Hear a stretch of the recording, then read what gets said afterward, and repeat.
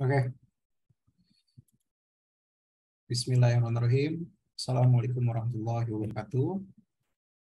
Waalaikumsalam warahmatullahi wabarakatuh. Suara saya masuk ya? Halo? Masuk, Pak. Masuk, Pak. Masuk, Pak. Pada kesempatan kali ini saya akan mengajarkan kalian itu dan melanjutkan pembahasan kita mengenai CAD, mengenai CAE. Nah, minggu kemarin saya udah bilang bahwa agenda minggu ini itu adalah materi pengenalan mengenai apa perbedaan CAD, CAE, dan CAM, serta juga sedikit review mengenai finite element method.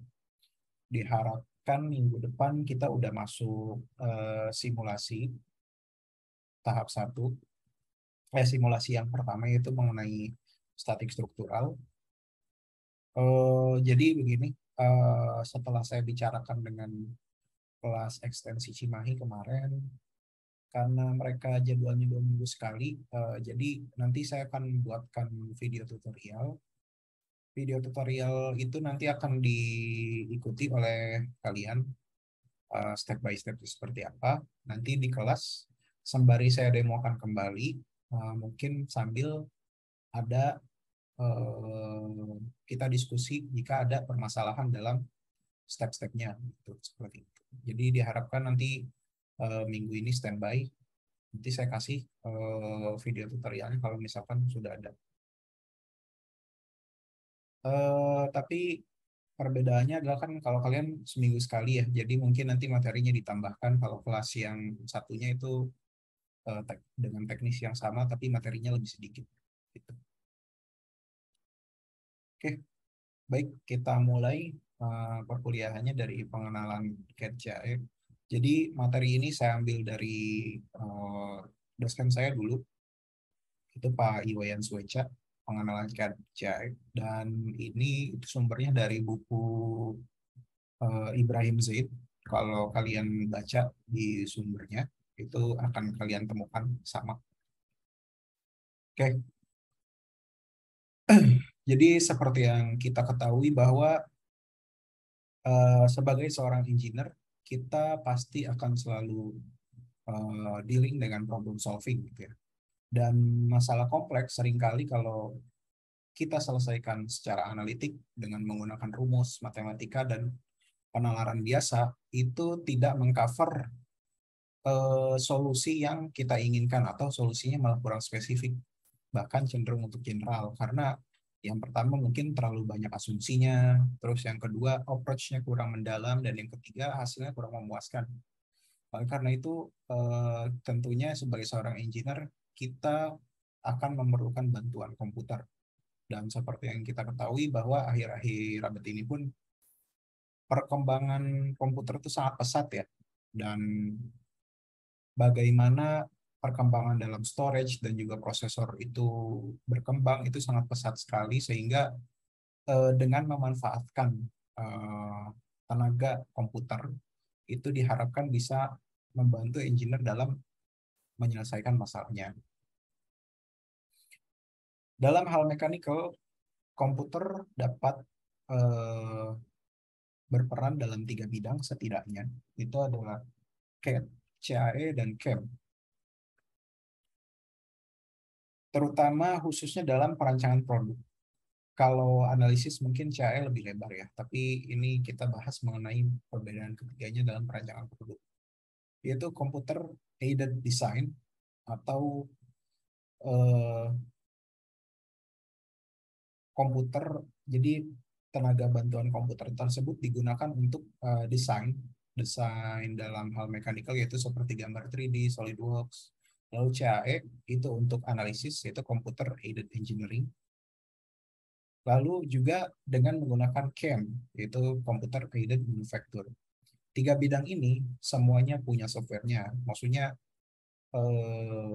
software tertentu itu dapat membantu salah satu bidang, membantu kita di salah satu bidang, entah di bagian desain, engineering, atau manufaktur. Nah, supaya lebih jelas mungkin kita akan bahas mengenai product life cycle yang tersedia di slide ini ya. Jadi kalau kita baca dari atas ini, bahwa bagaimana lahirnya suatu produk itu pasti lahirnya dari kebutuhan konsumen. Kebutuhan konsumen ini kemudian ditranslate menjadi design specification. Dan design spec ini lalu kita sintesis menjadi suatu studi. Ya, dengan berbagai informasi yang masuk, lahirlah suatu design conceptualization. Nah, di sini lahirlah berbagai macam alternatif 1, 2, 3. Nah, lalu setelah konseptual desain tersebut lahir beberapa, kita analisis model yang telah kita desain. Lalu dari analisis tersebut, kita melakukan optimasi dan juga evaluasi. Lalu dokumentasi, dan selanjutnya adalah ke proses manufaktur. Lalu shipping dan marketing untuk penjualan. Nah, posisi CAD dan CAE ini kita bisa simpulkan bahwa CAD dan CAE berada di posisi ini, yaitu design conceptualization. Itu kita dapat menggunakan CAD karena kita merepresentasikan konseptual pikiran kita ke dalam bentuk gambar 3D, itu menggunakan software CAD. Dan CAE itu adalah software yang kita gunakan ketika kita menganalisis desain yang sudah ada. Jadi desainnya sudah kita buat, lalu kita analisis. Analisisnya dapat berbagai macam bidang, itu analisis struktur, thermal, getaran, atau yang lainnya. Nah, ini kalau ingin baca pengertiannya. Jadi intinya adalah design, engineering, dan manufacture ini ada 3 hal yang berbeda dan dengan menggunakan software yang berbeda. Lalu dalam prosesnya tentunya ini ketiganya dapat terintegrasi dalam satu database. Dan database ini adalah parameter-parameter yang dapat mendukung proses dalam product life cycle. Kita nggak akan bahas banyak mengenai hal ini. Silakan kalau ingin lebih dalam itu dibaca dan dipelajari. Tetapi poinnya adalah 3 proses ini dapat diintegrasikan, namun 3 hal ini tidak dapat disatukan. Maksudnya tidak dapat disamakan. CAD, ya, kalau CAD kita bicara tentang desain, itu assembly method, part drawing, part arrangement, dimensi, dan juga material. Sedangkan kalau kita bicara CAE, maka kita bicara simulasi, optimasi, analisis kekuatan, dan juga misalkan contohnya di sini adalah thickness determination, yaitu penentuan tebal atau penentuan kekuatan ya sama. Lalu kalau misalkan kita bicara CAM, maka skupnya adalah proses manufaktur itu sendiri dan juga material handlingnya seperti apa. Dan ini ketiga prosesnya dapat dijadikan satu integrasi database. Bagian dari CAD, CAE, dan CAM system itu terdiri dari 2 garis besar, itu software dan hardware-nya sendiri. Softwarenya itu tergantung dari bidangnya. Kalau CAD ya SolidWorks, CAE ANSYS, CAM mungkin ada lagi AutoCAD CAM. Hardware itu berarti komputer yang device yang kita gunakan untuk running si CAD, CAE atau CAM, di mana dalam device tersebut salah satu komponen yang perlu diperhatikan itu adalah prosesor dan juga VGA ya. VGA sangat penting karena dalam desain kita memerlukan grafik yang cukup mumpuni dan banyak makan memori ya, VGA dan juga RAM. Nah, lalu kita akan membahas sedikit mengenai geometric modeling system. Jadi kalau misalkan kita mendesain dengan menggunakan CAD, tentunya bentuk-bentuknya itu adalah pada akhirnya itu akan menjadi bentuk solid. Namun di sini kita bisa klasifikasikan bahwa tidak semua model 3D yang dihasilkan oleh SolidWorks itu adalah solid, tapi bisa jadi shell. Shell itu artinya, misalkan saya akan memodelkan mouse ini dalam 3D, maka bentuknya adalah ada 3 pilihan. Itu adalah satu, itu adalah ada beberapa pilihan. Itu yang satu adalah dengan menggunakan wireframe model. Wireframe model di mana bentuknya ini sama seperti ini, namun surface-nya itu bentuknya adalah jaring-jaring. Nanti kita akan bahas satu persatu. Lalu yang kedua adalah surface model atau shell model, di mana benda ini hanya memiliki luas permukaan dengan permukaan yang full. Beda halnya dengan wireframe. Lalu kalau misalkan surface itu dia tidak memiliki isi ya, tidak memiliki isi sehingga hanya cangkangnya saja, tapi terlihatnya itu adalah seperti surface. Lalu solid model itu adalah model yang serupa mendekati karena dia selain dari surface itu dia di fill ke dalamnya. Dan juga ada non-manifold model, yaitu adalah irisan antara solid model, surface model, dan juga wireframe model. Nanti kita akan pelajari.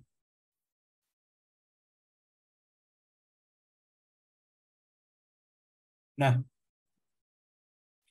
yang pertama mengenai wireframe modeling system. Jadi wireframe modeling system di sini disebut bahwa this system represent a shape by its characteristic line or curve and point. Jadi kalau secara sederhananya, misalkan saya ingin memodelkan mouse ini, maka mouse ini direpresentasikan dalam bentuk-bentuk garis dan juga titik-titik yang menyentuhnya. Titik-titik yang membentuk garis tersebut. Yang dapat merepresentasikan bentuk aslinya. Namun bentuknya itu hanya berupa jaring. Jadi surface dia tidak full. Nah, di mana poin-poin tersebut akan saling berpotongan dan juga saling mengisi satu sama lain. Artinya apa? Poin-poin tersebut berpotongan terhadap benang-benang pembentuk si wireframe model tadi. Nah, keuntungan dan kelemahannya tentu dalam CAD kita udah tahu bahwa hal yang cukup memakan memori itu adalah model CAD. Nah, kalau dengan menggunakan wireframe itu bisa meringankan CPU dan juga mengecilkan storage. Tapi kelemahannya adalah dia tidak banyak ambiguities di sana karena surface-nya ketika misalkan saya cuma modelkan segini gitu, 4 jaring ini, maka surface-nya kan yang sebenarnya itu melengkung ke atas gitu ya. Bisa jadi komputer menafsirkannya ini datar. Ada garis di sini, ada garis di sini, ini datar. Padahal aslinya kan ini melengkung ke atas. Nah, itu yang dimaksud dengan ambiguities dalam disadvantage. Dan juga karena kurva yang terbentuk dalam wireframe itu didefinisikan dengan menggunakan persamaan matematis, ya tadi ya kembali lagi bahwa persamaan matematisnya itu hanya berupa line, jadi tidak termasuk surface-nya. Karena oleh karena itu dia banyak ambiguities di sana. Maka wireframe model itu cenderung untuk di-replace entah itu sebagai surface modeling atau solid modeling. Nah, wireframe kita bisa lihat seperti ini ya. Ini diilustrasikan wireframe model dari jantung. Kalau kita lihat jaring-jaring di sini, itu dia cukup merepresentasikan bentuk dan cukup memberikan kesan terhadap kita. Namun bisa jadi misalkan dalam satu segitiga ini yang harusnya bentuknya lengkung keluar, itu dibaca datar oleh komputernya. Sehingga propertiesnya tidak akan sesuai dengan apa yang benda sebenarnya. Oke, selanjutnya penyempurnaan dari wireframe modeling itu adalah surface modeling. Shape, design, and representation of complex objects such car, ship, and airplane bodies as well as casting cannot be achieved utilizing by wireframe modeling. Ya, karena bentuk yang kompleks itu tidak dapat dicapai dengan menggunakan wireframe model. Nah, dalam surface modeling system ini, mathematical description include surface information in addition to the wireframe information. Jadi surface selain daripada persamaan matematika yang membentuk line dan juga membentuk suatu titik untuk membentuk geometri, di sini surface-nya pun vektornya didefinisikan setiap permukaan yang dibentuk, sehingga vektor yang terbentuk atau vektor normal yang terbentuk surface itu akan memberikan kesan yang lebih akurat dengan model yang seharusnya. Contohnya misalkan dalam hal ini kita dapat ilustrasi misalkan yang B. Yang B ini kotak. Nah, kotak ini selain kita mendefinisikan persamaan untuk line di sumbu Y dan juga sumbu X, sumbu Y dan X, kita juga mendefinisikan vektor dari normal bidang yang dikelilingi oleh line-line tersebut, sehingga vektor normal tersebut dapat menggambarkan orientasi bidang yang terkurung oleh line dan titik tersebut. Nah, dengan adanya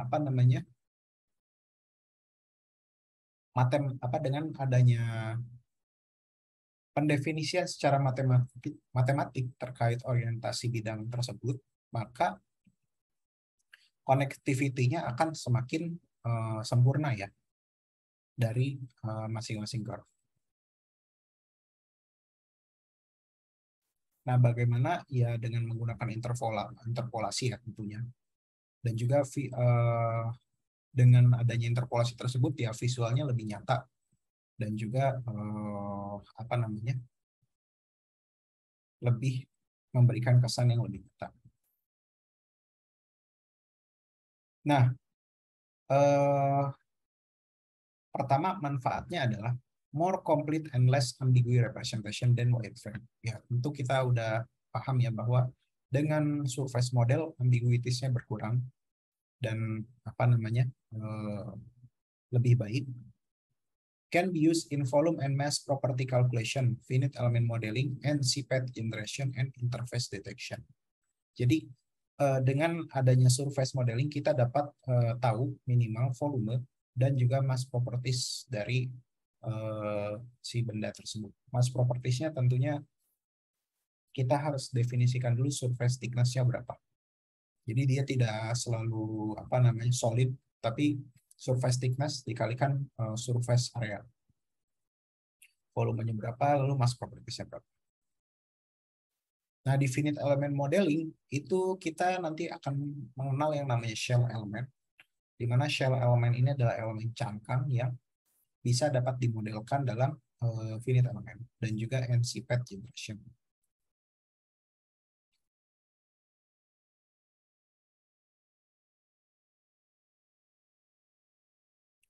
Nah, kekurangannya adalah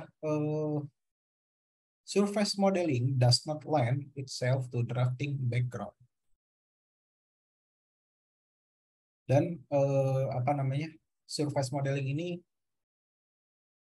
karena persamaan matematik yang cukup kompleks, dalam drafting atau dalam si drafternya itu kesulitan untuk dapat memodelkan surface ini.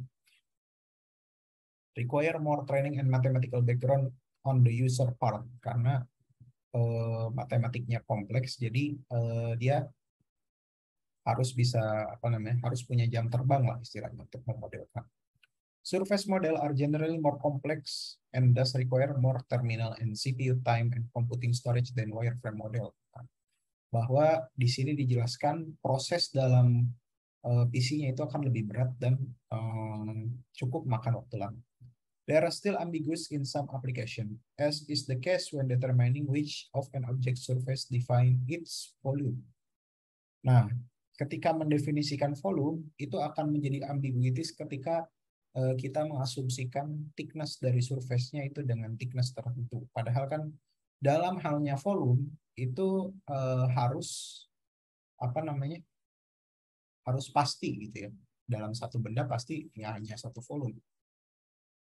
Surface model are sometimes difficult to maneuver to create and may require unnecessary manipulation of wireframe entities. Kadang dalam hal persamaan matematis pun karena cukup banyak yang tercover, sehingga surface model itu kadang-kadang banyak sekali manipulasi matematis yang tidak dibutuhkan. Maksudnya gimana? Maksudnya banyak yang over-define dalam hal pendefinisian, terutama dalam orientasi penampang. Nah, seperti ini adalah gambar dari surface modeling. Jadi orientasinya ini didefinisikan dari persamaan line dan juga persamaan normal dari vektor dari permukaan. Nah, yang ketiga itu adalah solid modeling system. These system are used to model shape have enclosed volume called solid. Jadi ketika kita ingin melakukan analisis, maka seringnya untuk 3D, apalagi 3D modeling pasti menggunakan solid karena di situ volumenya terisi penuh. A solid model is more complete representation than its surface model. It is unique in topological information it store which potential permit functional automation and integration.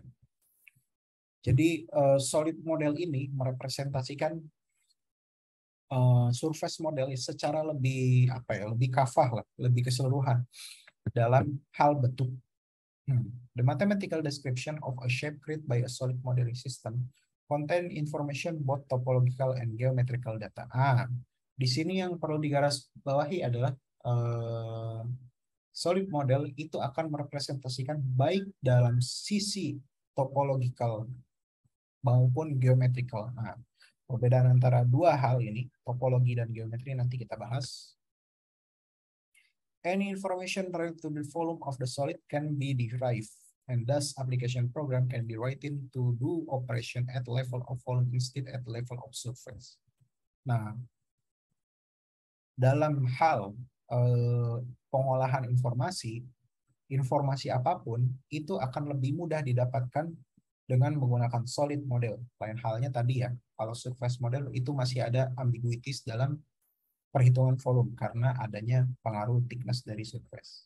Sedangkan untuk solid pasti dia hanya ada satu volume. Defining an object with a solid model is easiest of available three modeling system technique, wireframe, surface, and solid. Ya, tentu saja karena dengan pendefinisian solid itu kita lebih bisa melihat secara visual dan kita tidak perlu banyak effort untuk memvisualisasikan bagaimana benda tersebut dimodelkan. Nah, ini adalah dua gambar yang dapat menjelaskan mengenai apa perbedaan geometri dan topologi. Jadi kalau kita perhatikan di sini ada L1, L2, L3, L1, L2, L3, P1, C1, dan R. Yang satu radiusnya itu adalah ke kanan, cembung, dan yang satu itu adalah radiusnya ke kiri, cekung. Gambar kiri dan kanan ini disebut dengan same geometry but different topology. Sedangkan gambar B itu kirinya sama halnya dengan kanan terminologinya. Namun di sini terlihat bahwa dia orientasinya agak dimiringkan. Nah, ini disebut dengan same topology but different geometry. Nah, apa perbedaannya, Pak? Perbedaannya adalah ketika kita berbicara geometri, maka kita berpikir komponen penyusun-penyusunnya itu akan tetap sama. Artinya apa? Artinya di sini ada 3 garis dan 1 lengkung. Bagaimana peletakannya itu terserah, karena itu adalah geometri. Jadi gampangnya adalah ketika kita gambar gitu ya, maka komponen garisnya itu akan tetap sama. Sedangkan untuk topologi itu kita berbicara tentang konfigurasi dari geometrinya. Kalau kita lihat ini adalah konfigurasinya ceku. Ini adalah konfigurasi ceku, namun kita melihat dari angle yang berbeda.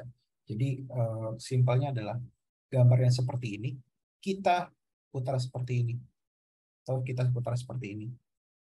Jadi seolah-olah dia tidak berubah, hanya cara pandangnya yang berbeda. Namun elemen penyusun dari geometrinya itu akan berbeda karena yang satu garis lurus dan yang satu garis miring. Nah, jadi intinya adalah ketika kita deals dengan geometri, maka kita lihat komponen penyusunnya. Kalau kita deals dengan topologi, maka kita lihat assembly-nya apakah bentuknya masih tetap atau tidak. Seperti itu gambarnya. Nah, ini adalah beberapa contoh untuk solid model. Kalau kita lihat di sini semuanya itu terisi ya dengan solid, kecuali lubang-lubang yang memang ditujukan untuk model. Dan juga solid model itu kalau misalkan kita melakukan 3D scanner seperti ini, maka dapat di-generate dari surface model. Lalu kita fill. Nah, advantage-nya itu adalah kita dapat memberikan kesan yang lebih komprehensif dan memperkecil ambiguities, bukan memperkecil sih, menghilangkan bahkan ambiguities. Solid model contain both topological and geometrical data. Ya, jadi dia ada konfigurasi assembly-nya dan ada komponen per nyusun geometri. Can use in volume and mass properties. Ini tadi udah. Disadvantage-nya require more training and mathematical background on the user part. Jadi dalam genre solid model itu perlu persamaan matematika yang lebih kompleks. Solid model generally require more terminal and CPU time. Jadi karena modelnya juga kompleks, maka dia perlu effort komputasi yang lebih besar. Creating a solid model require a large amount of input data in proportion to the amount data stored in mathematical description. Non-manifold model is developed. Nah, karena kalau dalam hal solid model ini banyak input data yang diperlukan, maka dia banyak sekali data yang di-store sehingga ukuran filenya itu akan besar. Maka dari itu non-manifold modeling system is being developed. Nah, yang terakhir adalah non-manifold modeling system.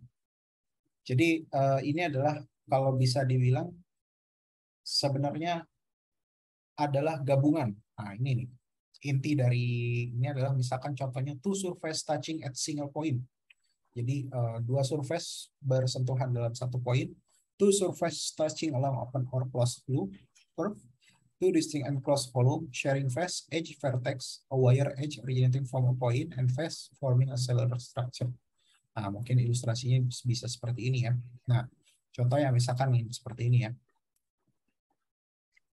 Ada gambar A, surface touching at single point V1. Jadi non-manifold, ini ada solid model, ini ada solid model, dia di-assembly dalam satu garis. Nah, ini disebut dengan non-manifold model. Ada juga yang V2, ini dia touching di satu point. Lalu 2D surface and one curve shape of point V3. Jadi ada surface model berbentuk kubus seperti ini, lalu dia ditambahkan satu lain. Lalu yang keempat adalah ada 2D surface shared at a single point. Jadi ada 2D surface, dua kotak ini, dia bersentuhan di satu point. Intinya dalam non-manifold, ini adalah gabungan antara surface, point, dan juga solid.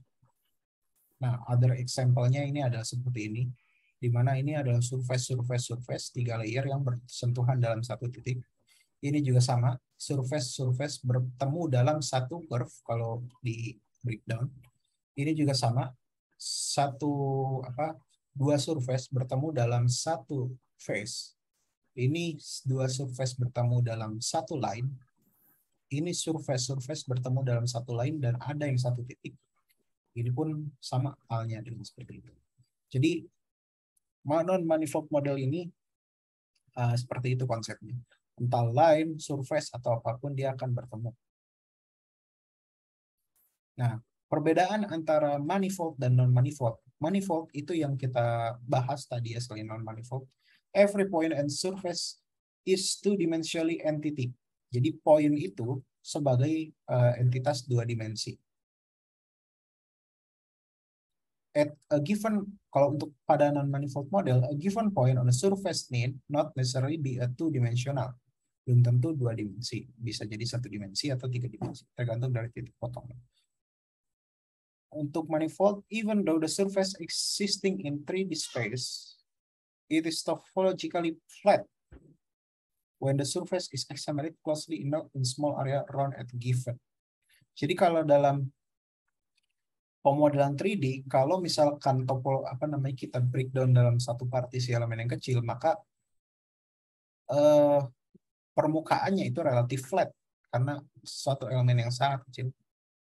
Sedangkan dalam non-manifold, the point is essentially the intersection of two or more topologically 2D surface. Bisa dalam bentuk V1, V2, V3, atau V4.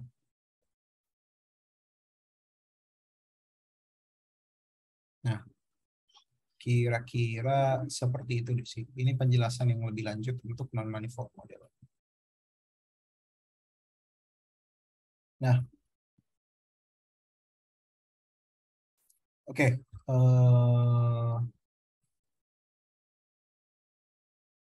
Lalu poinnya adalah semua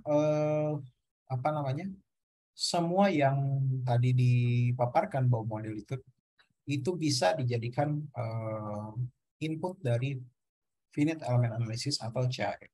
Jadi kita dapat menganalisisnya dengan menggunakan CAE. Oke, saya kira untuk pengenalan CAD, CAE, dan CAM itu cukup sampai sini dulu. Ada yang ingin tanyakan sebelum kita lanjut?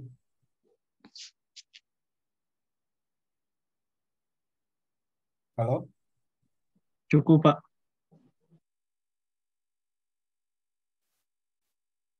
Oke. Yang lain ada yang tanyakan?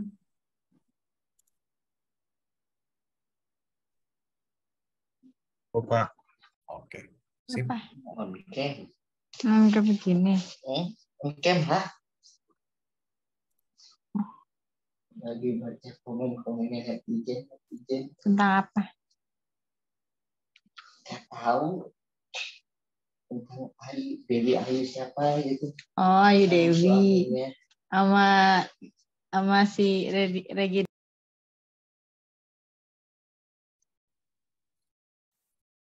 Oke. Selanjutnya saya akan bahas sedikit mengenai review konsep dasar dari finite element method untuk desain. Ini juga slide yang saya ambil dari kuliah saya dulu, tapi cukup dapat menjelaskan gitu. Jadi kalau kita review ulang, sebenarnya finite element itu apa sih? Finite element ini ilmu dasar yang akan kita selalu pakai dalam simulasi ANSYS. Jadi pada prinsipnya satu part atau satu benda yang kita akan analisis ini akan dipartisi menjadi sebuah atau banyak grain atau elemen-elemen kecil. Bentukannya itu bisa dalam 2D, 2 dimensi, atau 3 dimensi. Idenya adalah mempartisi benda yang akan kita modelkan, entah itu 3D ataupun 2 dimensi. Nah, jadi salah satu manfaatnya adalah misalkan kita ingin melakukan uji tabrak di dalam mobil, kita nggak perlu mahal-mahal untuk dapat membangun prototipe mobil dan juga memasang sensor-sensor.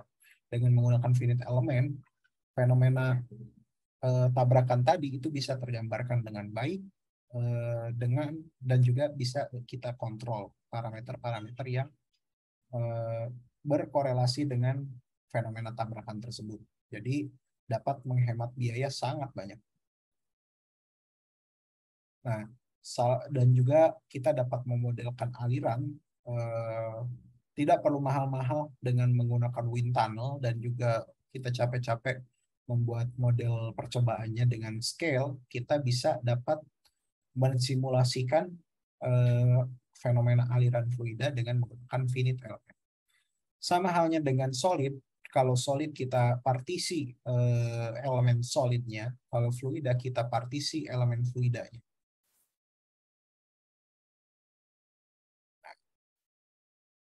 Kira-kira kalau definisi secara textbooknya itu adalah finite element is versatile and powerful mathematical tool that has wide application. Jadi intinya finite element ini adalah suatu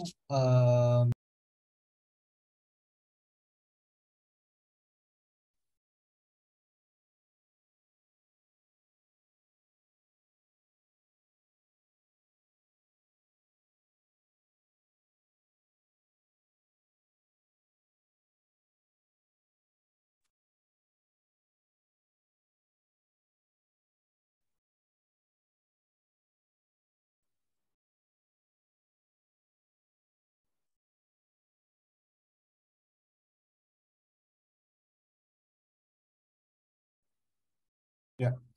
Jadi finite element ini adalah sebuah metode numerik yang prinsipnya adalah dengan mempartisi benda kerja kita untuk dianalisis satu persatu elemen, satu persatu. Partisi tersebut kemudian akan kita sebut elemen, dan elemen-elemen tersebut dapat kita analisis secara fluida, statik, ataupun mikroakustik, electrical, mekanik, magnetic field, dan banyak sekali kegunaannya. Nah, formal definisinya itu adalah approximate mathematical analysis tool. Artinya ini adalah sebuah alat untuk dapat mengaproksimasi atau memberikan pendekatan dalam suatu analisis. Kalau ingin baca sejarahnya ini dipersilakan, tapi akan saya skip. Basic konsepnya adalah misalkan seperti ini gitu ya. Ceritanya adalah kita ingin mencari satu keliling dari lingkaran tersebut. Misalkan kita nggak tahu nih rumusnya tuh apa gitu ya. Nah, dengan katakanlah kita nggak tahu, maka kita ingin melakukan sebuah pendekatan segi n, di mana dalam hal ini kita ilustrasikan dalam segi 6 gitu biar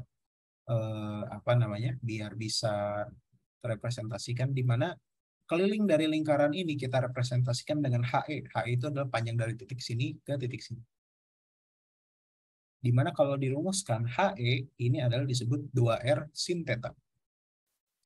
Nah, kita dapat kita udah tahu bahwa idealnya itu lingkarannya ya satu lingkaran gini, tetapi kita menggunakan diskritisasi segi M, di mana satu panjang HE ini kita analogikan sebagai elemen atau mesh.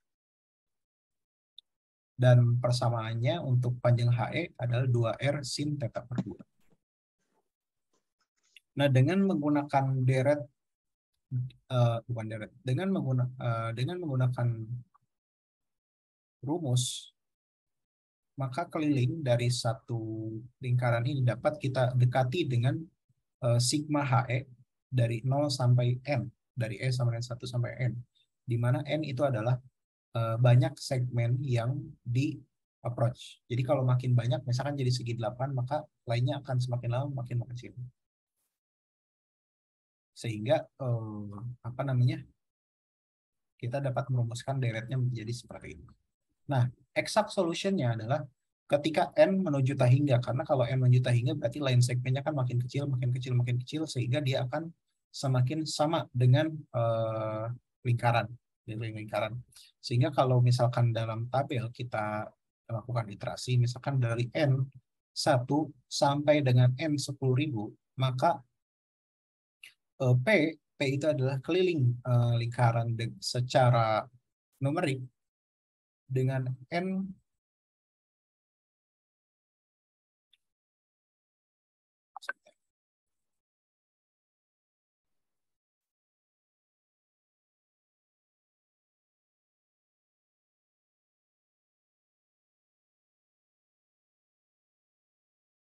dengan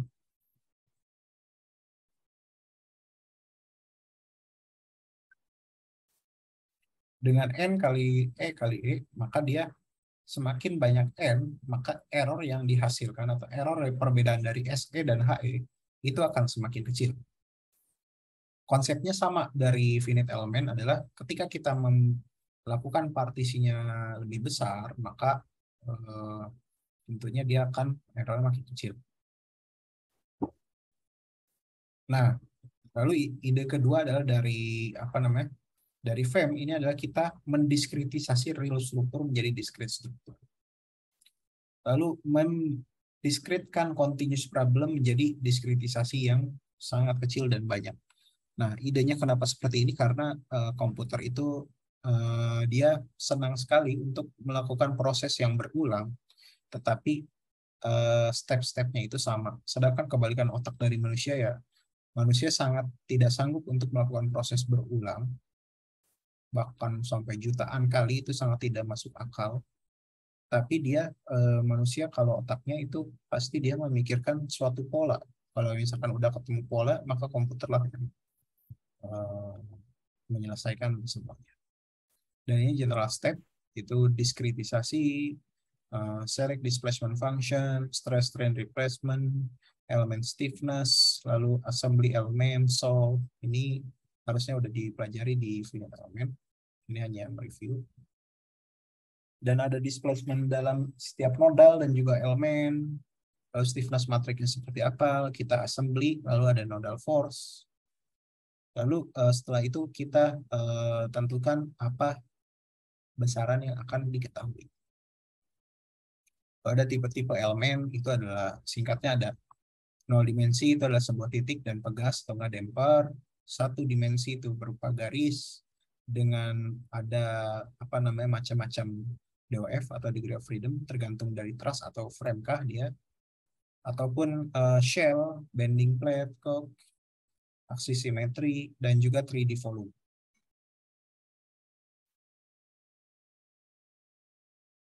Nah, ini ada ada analisis yang ditampilkan itu ada 2 secara general, itu statik dan dinamik, di mana kalau statik ini diasumsikan sebagai linear, dan kalau dynamic ini diasumsikan dengan modal analisis. Untuk statik ada non-linear dan linear. Ini komputer code-nya untuk kita dapat melihat bagaimana solusi dari finite element dikerjakan. Aplikasinya banyak ya. Dalam struktural ini ada buckling, stress analysis, vibrasi. Non-struktural juga ada heat transfer, fluid flow, dan elektrik. Nah, ini contoh-contohnya dalam melakukan analisis finite element dengan menggunakan shell. Relatif banyak dalam segala bidang. Dan kira-kira, satu lagi adalah yang tidak tercantum di slide ini adalah adanya P method dan H method. Nah, di sini tidak ada. Jadi P method dan H method. P method itu memungkinkan bahwa kalau kita lihat di sini ya, itu ada dalam menyusun persamaan ini, dalam menyusun persamaan stiffness matrix, itu tentu dipengaruhi oleh degree of freedom dari elemen. Nah, dengan menggunakan P method memungkinkan kita untuk menambahkan dot atau titik dari satu elemen sehingga kita dapat memiliki degree of freedom yang lebih banyak pada satu elemen. Nah, itu untuk P method. Jadi kita menambahkan nodal-nodal penggeraknya sehingga degree of freedom-nya banyak. Poinnya ke situ. Sedangkan beda halnya dengan H method. H method itu kita tidak menambahkan poinnya, karena dengan menggunakan poin maka analisis akan berubah dari linear menjadi non-linear, dan kalau tambah banyak lagi semakin non-linear. Kalau H method itu kita berbicara tentang bagaimana kita terus-menerus melakukan iterasi sampai kita menemukan suatu jumlah elemen yang kita sebut sebagai konvergensi elemen atau mesh sensitivity analysis, sehingga jumlah partisi dengan poin linear tadi itu dapat merepresentasikan nilai sebenarnya. Sama halnya seperti ini ya, seperti ilustrasi tadi untuk mencari keliling lingkaran, bahwa semakin besar line of segmentnya, maka semakin dia mendekati kebenaran. Nah, disitulah kita melakukan seninya.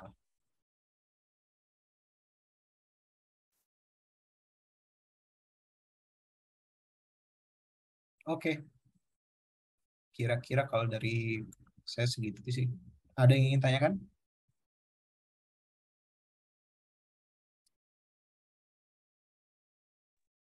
Jelas, Pak.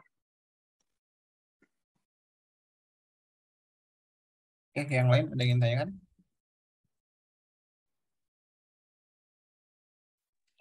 Cukup, Pak.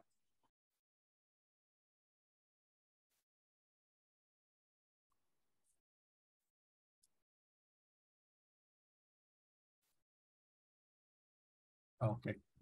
Kalau misalkan cukup, absensinya silakan diisi. Mungkin untuk pertemuan kali ini saya kira cukup ya, penjelasan mengenai pengenalan CAE dan juga ini. Terus kalau nggak salah saya minggu kemarin saya kasih tugas, tapi saya belum cek yang ngumpulin siapa aja. Tapi due date-nya sudah ini ya, sudah berakhir. Nanti saya periksa. Terima kasih yang udah mengerjakan.